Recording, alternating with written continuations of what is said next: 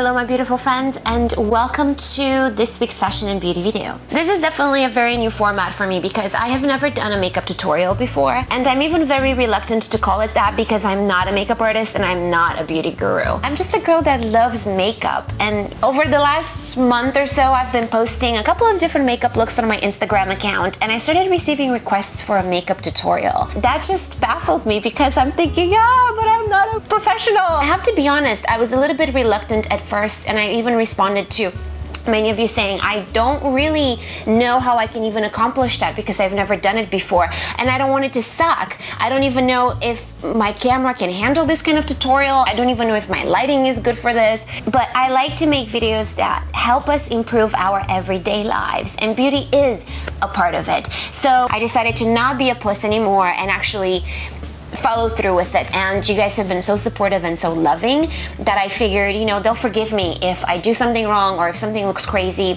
If you see any issues with the lighting and whatnot, I apologize. I really won't know until I start editing this, and then I'll learn as I'm going. And if you guys don't hate it enough to where you would want to see some more makeup looks in the future, then I promise to get better at that. So anyway, I don't want to keep rambling on. Lately, I have been experimenting with all sorts of different springtime looks, specifically daytime, and this is the one that I like the most, the one that you see me wearing today. So I wanted to share how I accomplished that. Hopefully you like it. If not, I'm sorry.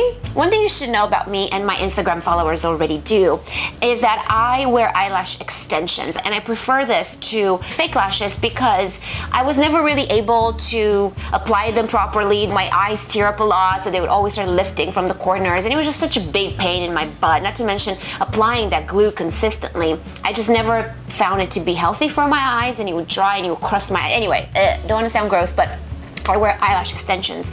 For that reason, putting makeup on sometimes can be challenging because you can't just go in with a brush and be like this. You know, you kind of have to come up from different angles. So if you see me in the video just kind of being like, ah, you know, don't think I'm weird. That's the reason why I do that. And also, taking the makeup off has become a little bit more challenging because, you know, again, you can't just go like this. You have to go in with one of these little pointed Q-tips, and then you have to be careful because if one of those little fibers from the Q-tip attaches itself to the eyelash when you pull, you actually pull your lash. And let me tell you, I've done that on multiple occasions and it hurts like hell.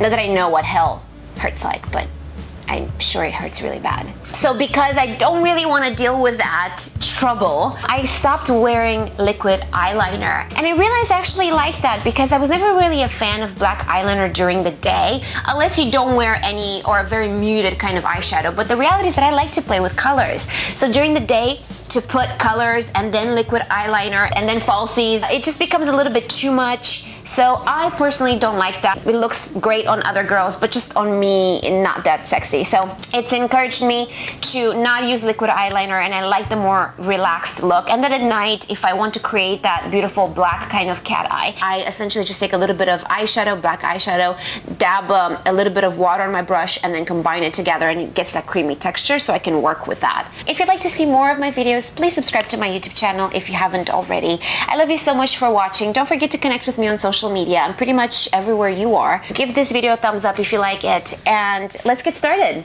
Alrighty, so this is the first time I'm putting myself out there barefaced with my dark circles. I don't use foundation. I don't like the way it feels on my face, and because I've never been able to find the perfect shade and texture combination, it's always looked heavy. But I obviously still need to even out my skin tone, so I always use a tinted primer or BB cream, and my favorite BB right now is from Tarte. It also has SPF 30, which I love. And because I have a really big problem with dark circles, part of my routine means applying a primer under the eyes, on top of my lids, and by the brow bone as well. And please don't forget to blend it in well by the hairline and earlobes too. If you have dark circles, the secret to hiding them is to start with a concealer that's a color in the opposite spectrum of the color wheel. So as dark circles are typically blue purplish in color, if you have fair skin, a light to medium peach will work, or for medium to dark skin, a dark peach or orange colored concealer will do. I usually use the peach corrector from Bobbi Brown because it's the perfect tone for me, but I'm out, and so I'm using the orangey shade from my M Cosmetics concealer palette, which I'm obsessed with. Everything I'm using, by the way, I listed for you in the video description. foundation. So I start with the peachy color everywhere I'm purple. That's under the eyes, inner eyes, and lids. I always apply concealer with a brush, blend with a beauty blender, and if I need to mix more, I lightly dab with my finger. This is truly the combination that gives me the most amount of control and such a flawless blend. I then follow with a slightly lighter concealer and repeat. Brush, blender, finger dabbing. After I apply both shades of concealer, I use my finger and carry the lighter shade a little bit lower just to make sure that everything is blending in nicely. I use the help of the blender as well. After that, I start sculpting. I prefer creamy textures because they last so much longer than powders do and they give a more realistic look for daytime. Now, you don't have to do this, but I love sculpting. So I use a darker shade on my cheekbones, jawline, and a sweetheart shape at the top of the forehead. I got a lot of questions on Instagram asking how I blend, and my trick is a flathead brush because it distributes the pressure from my hand much better than when I use a blender, so everything is more even. I only use the blender for the final touch-ups, as you'll see. To blend around the cheeks and jaw, I primarily go up and down those lines, not so much rotating. I try to not move too far away from the lines drawn because then the product spreads too much and it defeats the whole purpose of contouring. And when you work on the jawline, please make sure to blend down toward the neck as well for a more even look. And then we go out of the house like that. Some haters online told me I look like a monkey because they actually thought I leave home looking like this, but no. After sculpting, I use the light highlighter from the set in the yellow shade because I have yellow tones in my skin, and I use it to highlight. And I can afford to do this because I'm not wearing foundation, so the product doesn't only act as a highlighter in the process, but helps further even out my skin too. If I had foundation, I would have looked cakey, but with this routine, I don't. Now, when using the brush to blend, I not only stick to the strokes movement that I showed you earlier, but also tap as well. So the product blends even better around my cheeks and the T-zone, which are the areas where typically product tends to look heavier. Then I lightly dab with a beauty blender to make sure there are no harsh lines and everything is mixed in well. I will also use the blender in the end to correct any areas that might look uneven after applying the powder because, of course, powder always goes last. Now the nose. The nose is always the biggest challenge for me because I have some acne scars and product tends to clump up in there. So for that reason, I blend with my fingers for this area to help achieve maximum control. Don't you love how you can see my mirror every once in a while? That is a true sign of a rookie in makeup tutorials.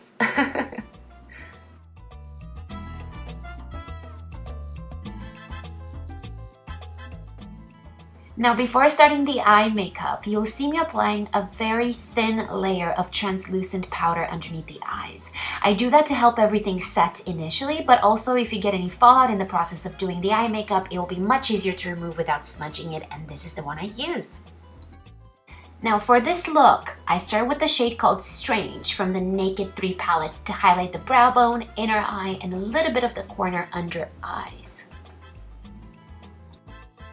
Then I go to my MAC palette and apply Bitter, a weird name for a happy color. I apply this with back and forth windshield wiper movements alongside the crease and also fill in the lid using a heavier product at the corners of the eye and lighter toward the inner eye so it blends with the highlight color I used earlier. And then with a fluffy blender brush, I move back and forth from inner to outer corners and then I will blend in upward. Then using a more precise brush, I apply MAC Lucky Green for my crease with the same windshield wiper movements going down toward the lashes, heavier on the outer corner, conscious of the amount used near the inner eye to make sure it blends with the colors used earlier and the only color dominating there remains the pretty highlighter. Then I'll go back to the fluffy brush and blend everything together one last time for a perfect even look. Now with the short, stiff-angled brush, I'll use MAC Humid. I like to start from the middle of the eye and work my way out, then go back to the middle and with a lighter amount of product, thin it out and blend in toward the inner of the eye. Because this is a daytime look, I prefer keeping the lines thinner. The final step in hiding the dark circles is using Urban Decay's Naked Skin Weightless Complete Coverage Concealer. Woo! Mouthful. I'm using the fair shade, and very little goes a long way. Now, typically you add powder after the concealer, but the light amount of translucent powder I used earlier doesn't cause an issue. After blending in, I add one last thin layer of translucent powder to set all the work. Using the same humid green, I line the lower lashes, thinning out toward the middle of the eye, and then using my favorite color right now, MAC Swish, I blend in from the middle, going toward the inner eye, and then blending with the highlighter from the Naked 3 palette. If you notice, the color is exact where it's not blended with anything else, but combined with that green, it becomes a purplish hue, which makes the transition so perfect and the under eye so vibrant. I just love it so much. And then I apply the same color in the inner eye corners as well to bring everything together. I use MAC Technical Liner in Risque for my waterline, and then it's time for the powder.